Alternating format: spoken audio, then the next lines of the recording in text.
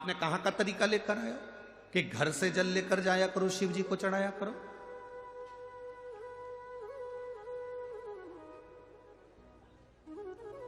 एक एक अब हम क्या बोलें आपको, क्या कहें।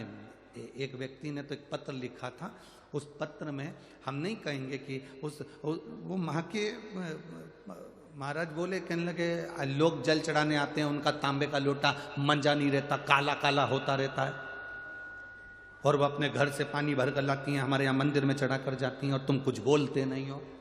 हमने उनको हाथ जोड़कर निवेदन करा, आप तांबे का लोटा देखने के लिए बैठते हो कि महादेव का भजन करने के लिए बैठते हो? मेरा बाबा कभी नहीं देखता कि तेरे तांबे का लोटा कैसा है। दुनिया के लोग अगर तांबे के लोटों को बाहर से घिस लें, साफ कर ले, और अंदर से कैसा है, फिर कौन कहेगा। पर दुनिया के लोगों को प्रशंसा प्रिय है ना, अच्छा दिखना चाहिए।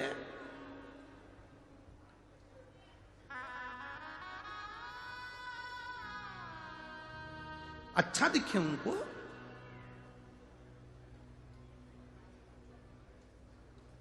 ये क्या है, तांबे का लोटा उनका गंदा हो रहा है, आपने कह दिया घर से जल भर के लाओ। घर से लोग जल भर के लाते हैं, हो सकता है घर का पानी झूठा है कि अनूठा है कि कैसा है। तो हमने उनसे प्रश्न किया, ये बता दो, नदी का पानी झूठा नहीं, कुएं बावड़ी का पानी झूठा नहीं। तेरी पूजा में दूध ले आई, उसे बछड़ा झूठा। तेरी पूजा में दूध ले आई, उसे बछड़ा भी झूठा। गाय का दूध निकालने वाला सबसे पहले बछड़े को छोड़ता है। गाय का बछड़ा मुंह लगाता है दूध में, मां के थन में, तब वो दूध नीचे आता है, तब बछड़े को हटाया जाता है, दूध निकाला जाता है। दूध झूठा। तेरी सेवा में जल ले आई, उसे मछली भी झूठा।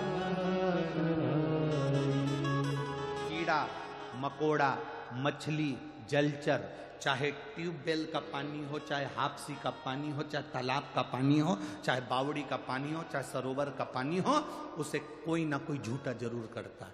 तेरी पूजा में फूल ले आई, इसे भंवरा भी झूठा। फूल चढ़ा रहे हैं, उसको भंवरे ने झूठा करा है। बेलपत्र चढ़ा रहे हैं, उसको इल्ली ने झूठा करा है। पक्षी झूठा करता है।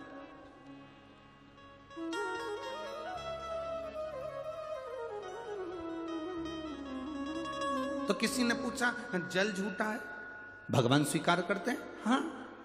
दूध झूठा है? हाँ, भगवान स्वीकार करते हैं। हाँ। फूल झूठा है, भगवान स्वीकार करते हैं। हाँ। जब इतने बड़े मनुष्य जैसे झूठेले को भगवान स्वीकार कर रहा है, तो ये जल, दूध और फूल क्या लगे? बोलो तो रही चीजें, सही बात है कि गलत बात है? कितना झूठेला इंसान हो गया आज के जमाने में, बैठता दुकान पे, कहता घर पे हो। पत्नी पूछ रही कहां तक पहुंचे? बस यहीं तक पहुंच गया हूं, पुल के नीचे ही बस। और मालूम पड़ा 5 किलोमीटर दूर। झूठेला, कितना झूठेला इंसान। पत्नी रोज पति से पूछती है, मैं कैसी लग रही हूं? कितना झूठेला पति, रोज कहता है एकदम नंबर 1।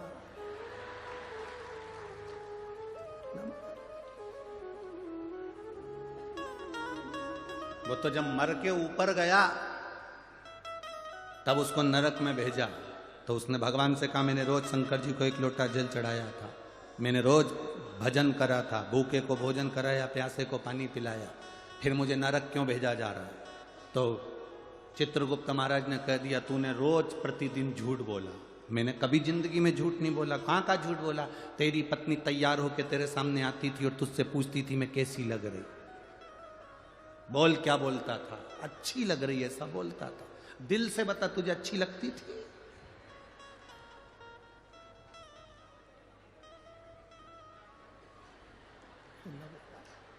बस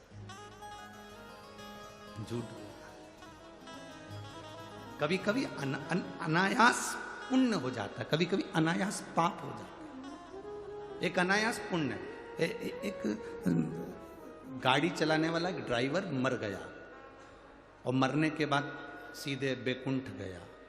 अब बैकुंठ का दरवाजा बंद था, लाइन लगी हुई थी, सब एक के पीछे खड़े हुए थे। आगे आगे संत भी खड़े थे, साधु सन्यासी पुण्यवान जीव, सब बैकुंठ के दरवाजे पर लाइन से खड़े। ये गाड़ी का ड्राइवर भी वहां जाकर, बस का ड्राइवर भी खड़ा हो गया, जीन्स फटी, चश्मा, चाबी का कीरिंग हिला रहा था, मुंह में पान भरा हुआ था। इतने में संतों ने देखा उस गाड़ी के ड्राइवर को, तो मन में विचार करा, बताओ कैसे कैसे लोग बैकुंठ आ जाते हैं, इनको तो नरक जाना चाहिए। फटी हुई जींस पहन रहा है, चश्मा लगा रहा है, मुंह में पान भरा है, कीरिंग हिला रहा है, इनको तो नरक जाना चाहिए। ये बैकुंठ की लाइन में खड़े तो अपना क्या जा। आगे आगे चले तो दरवाजा खुला, चित्रगुप्त महाराज ने बुलाया, आओ संत अंदर आए, तुम जाओ। सामने एक रूम बना हुआ है, झोपड़ी, उसमें चावल रखा है, दाल रखी है, शक्कर रखी है, अपना खाना खुद बनाओ, जाओ। उसके बाद कोई एक और व्यक्ति आया, उसको कहा तुम वो जो एक रूम है एसी का, उसमें जाकर रहो। अब गाड़ी का ड्राइवर आया, उसके पीछे और भी संत खड़े थे। गाड़ी का ड्राइवर आया तो उससे कहा जाओ, सामने वीआईपी बंगला बना हुआ है, उसमें सोने की थाली, चांदी के कटोरे और भोजन बनाने वाली दासियां लगी हुई हैं, तुम प्रेम से भोजन करना, वो तुम्हारे पंखे झेलेगी। इतने में संतों को क्रोध आ गया, हमने इतना भजन करा, कथा सुनाई, प्रवचन करा, हम इतनी पूजन करे और हमको झोपड़ा दिया, और वो गाड़ी का ड्राइवर, उसको तुमने वीआईपी बंगला दिया, ये कोई तरीका है? चित्रगुप्त महाराज बोले फालतू की बात मत करो, ये यमलोक है, यहां सही नियम होता है। क्या खाक सही नियम होता है? जरूर तुम लोगों ने रिश्वत ली होगी इस बस वाले से, इसलिए उसको अच्छा तुम लोगों ने बंगला दिया, और हम संतों को, साधुओं को, गुरुजन को, कथा बाचने वाले को टूटा हुआ झोपड़ा दिया। इतने में यमराज आ गए। यमराज ने पूछा क्यों चिल्ला चोट कर रहे हो महाराज? महाराज बोले यहाँ रिश्वत चलती है, बस के ड्राइवर को अच्छा बंगला दिया और हमको टूटा हुआ झोपड़ा दिया, हमको टूटा हुआ झोपड़ा, यहां जरूर रिश्वत चलती होगी। इतने में तुरंत यमराज ने कहा महाराज जी यहां रिश्वत नहीं चलती, यहां कर्म का खेल देखा जाता है। क्या कर्म का खेल देखा जाता है? हम कथा करते हैं, प्रवचन देते हैं। तो इतने में यमराज ने कहा महाराज जी बात इतनी सी है, आप कथा करते हैं, आप प्रवचन करते हैं, जितने लोग कथा सुनने आते हैं वो दीवार से टिक टिक कर सोते हैं, और ये बस का ड्राइवर जब बस चलाता है इतनी तेज चलाता है, अंदर बैठे हुए सब हनुमान चालीसा पढ़ते हैं। अब जितने लोग हनुमान चालीसा पढ़ते हैं उन सब का पुण्य इसी को मिलता है, क्योंकि ये बस तेज चलाता है और उनको भय लगता है, भय के कारण मुख से राम नाम, कृष्ण नाम, शिव नाम निकलता है। पुण्य तो जाएगा ना खाते में।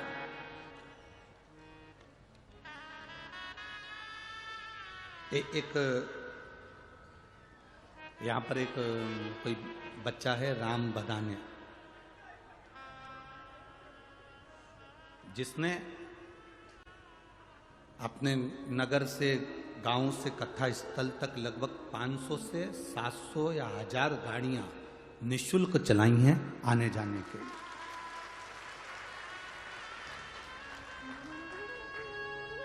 निःशुल्क आने जाने के लिए गाड़ियां चलाई। अब इतने लोग उसकी गाड़ी में बैठकर गए, आए, भजन करा, कीर्तन करा, जितने बैठे थे भगवान का नाम ले रहे थे, कथा सुनने के लिए आए, उसका थोड़ा बहुत पुण्य तो उसके खाते में जाएगा ना? अरे बोलो तो जम के जाएगा ना। जब पुण्य देखा जाता है कि किसके खाते में जा रहा है।